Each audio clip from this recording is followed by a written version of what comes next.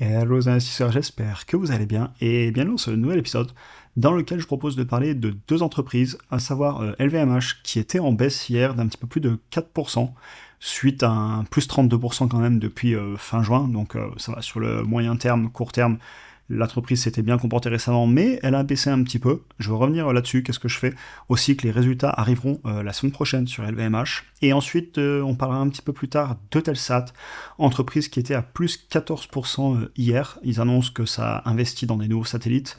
On va se demander comment ils font, avec quel argent, et un petit peu des rappels de prudence. J'espère que ça ira bien pour eux, mais je voulais revenir là-dessus parce que je pense que c'est important aussi parfois. Et la baisse de LVMH est aussi certainement en partie liée au fait que les États-Unis ont annoncé qu'ils allaient mettre à partir du 1er février des taxes douanières sur les produits qu'on importe aux États-Unis. C'est pas encore fait, mais bon, ça a clairement dû participer un petit peu à la peur.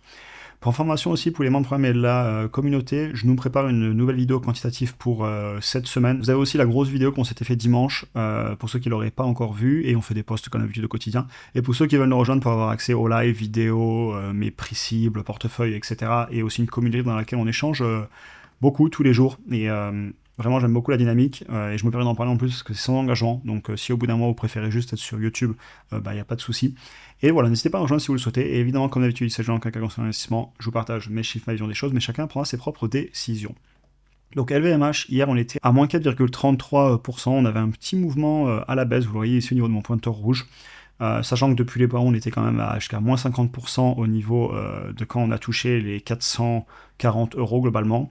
Et j'en ai acheté à 442, 443 euros avec les frais, ça doit faire ça. Et l'entreprise était de suite repartie au-delà de mon prix cible.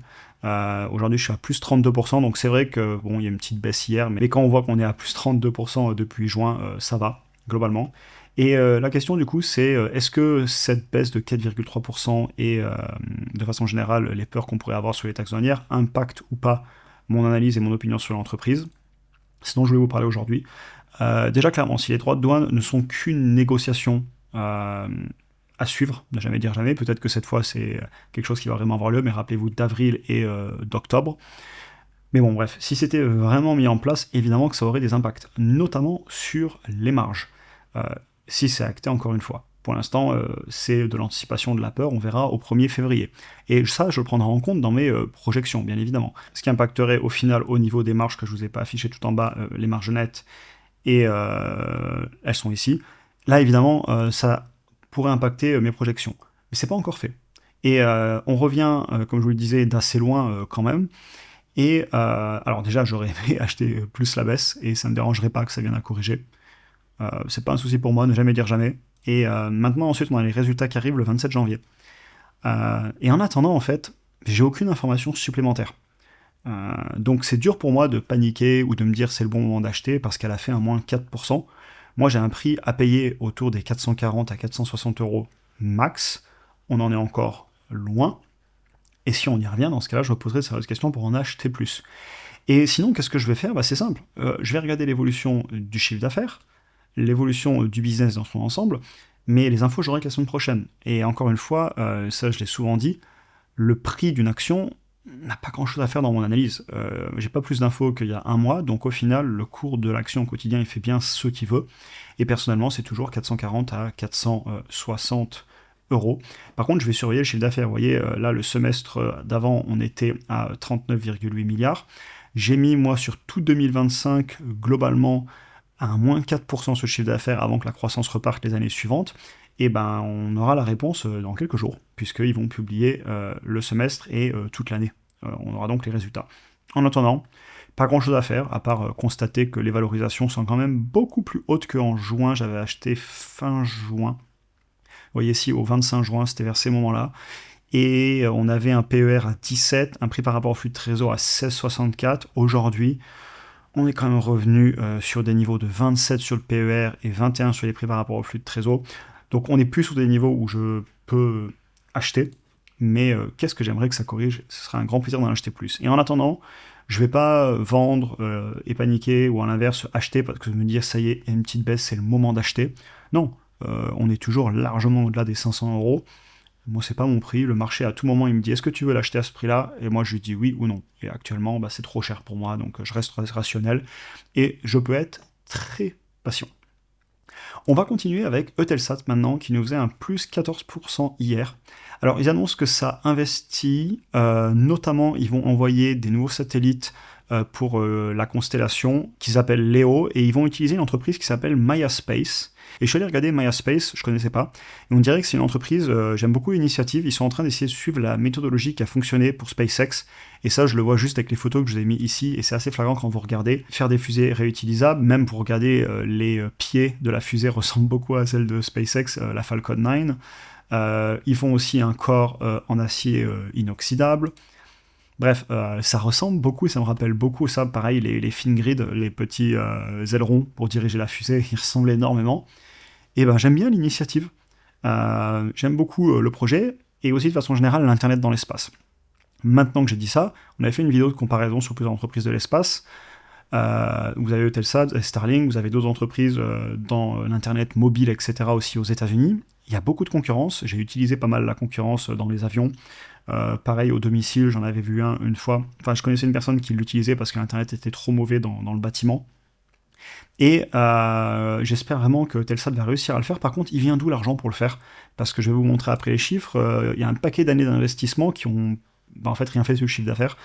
Et donc, peut-être que cette fois ça va réussir, mais il faut regarder l'historique aussi et peut-être se forger une opinion. Ça fait beaucoup de sens qu'ils veulent le faire, aussi notamment pour les États. Hein. On est sur plus de 40% d'actionnariat étatique chez Eutelsat, notamment beaucoup France et Angleterre aussi. Et une question que j'aime bien poser, c'est est-ce que l'investisseur dormirait-il sur ses deux oreilles avec l'information que c'est une entreprise avec beaucoup d'actionnariat étatique. Voilà. Maintenant, comment ils font d'un point de vue investisseur pour payer tous ces investissements? Globalement, on a déjà regardé en vidéo, ils lèvent de l'argent, ils diluent, vous voyez, il y a beaucoup de dettes, on va le regarder après, et ils financent surtout pas les investissements avec du cash généré par les activités actuelles du business. Vous allez même voir, le cash sur des opérations diminue dans le temps, le chiffre d'affaires stagne, alors qu'ils investissent, et là, ça devient dur d'investir.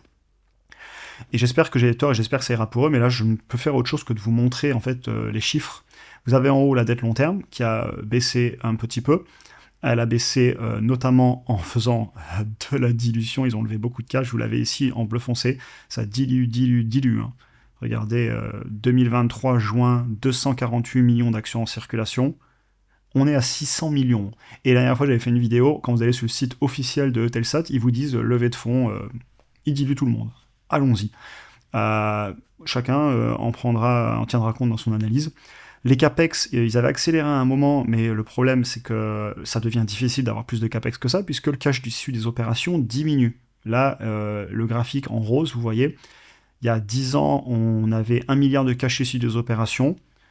Aujourd'hui, on n'en a plus que 385 millions, donc divisé par 2,5, 3. Et si vous regardez le chiffre d'affaires, à l'époque c'était 1,48 milliard il y a 10 ans, aujourd'hui c'est 1,24 milliard. Le chiffre d'affaires a baissé de pas loin de 2% par an depuis 10 ans en composé, malgré les investissements, malgré tous les capex que vous voyez, malgré la dilution ces derniers temps. Et j'espère vraiment que j'ai tort, que ça va aller pour eux. Mais comment est-ce que je vais justifier une position comme celle-ci en bourse quand j'ai une liste avec des milliers d'entreprises que j'apprécie beaucoup, et évidemment, voilà, les 20 préférés, 15 préférés vont aller dans mon portefeuille, sinon autant avoir un ETF. Et donc c'est hyper compliqué pour moi d'aller justifier une entreprise dans laquelle je vois quand même des risques. Je vous montre les graphiques, après chacun sa propre opinion, et j'espère que j'ai tort, j'espère que ça ira très bien pour eux. Mais operating cash flow, donc cash issu des opérations en baisse, chiffre d'affaires, j'ai mis plat, mais en fait non, il est en baisse sur 10 ans. Un vrai besoin d'investir pour la technologie du futur, parce que dans une autre vidéo, j'avais regardé leur technologie, c'est pas ce que j'appellerais les technologies que du futur. Notamment, ils ont beaucoup de réception sur les télés. Pareil, quand j'avais voulu regarder pour acheter directement Internet, je sais pas, pour un bateau ou quoi que ce soit, il faut contacter, il n'y a même pas le prix. Il faut investir pour que le chiffre d'affaires reparte pour les technologies de demain, parce que la concurrence le fait. Et ça marche très très bien ce qu'ils font, la concurrence. Dilution et dette pour investir, mais est-ce qu'on a confiance dans le fait qu'ils nous diluent pour faire de bons investissements? Voilà. C'est une question à se poser. J'espère que ça va aller pour eux, vraiment. Faut que les investissements y paient 7 fois. Et j'écris bien 7 fois parce que quand je regarde les chiffres, jusqu'à maintenant, ça a beaucoup investi, levé de la dette, dilué, et le chiffre d'affaires baisse. Et je dis souvent en haut du compte de résultat, quand je parle de l'adoption, c'est la ligne qui qui est pas traficable entre guillemets sur un business, c'est le haut du compte de résultat, c'est le chiffre d'affaires. Est-ce que les gens achètent? Est-ce que le produit se vend? Et voilà. Croissance annuelle composée, excusez-moi, je suis mauvais graphique, sur 10 ans de moins 1,7% par an en haut du compte de résultat.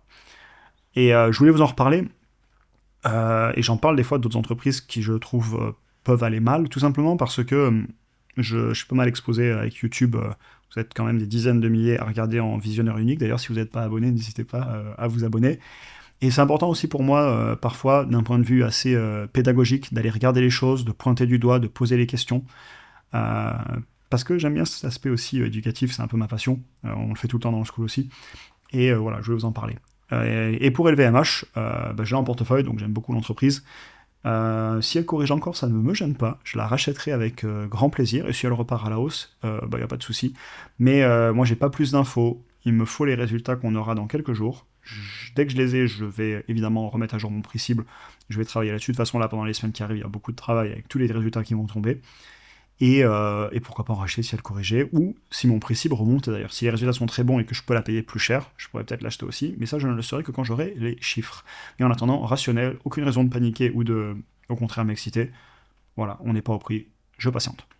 J'espère que ça vous aura intéressé, en tout cas, je vous souhaite une excellente journée et à très bientôt pour un prochain épisode.